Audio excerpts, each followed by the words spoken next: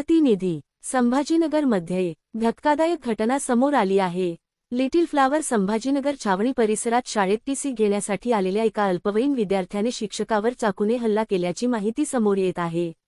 या घटनेत संबंधित शिक्षक जखमी झाले असून त्यांना उपचारासाठी रुग्णालयात दाखल करण्यात आले आहे। प्राथमिक माहितीनुसार टीसी घेण्याच्या कारणावरून शिक्षक आणि विद्यार्थ्यामध्ये वाद झाला आणि या वादातून हल्ल्याची घटना घडल्याचे सांगण्यात येत आहे। या प्रकरणी पोलिसांनी अल्पवयीन विद्यार्थ्याला ताब्यात घेतले असून पुढील तपास सुरू आहे। या घटनेचे सीसीटीव्ही फुटेजही समोर आले असून पोलिसांकडून घटनेची अधिक चौकशी करण्यात येत आहे।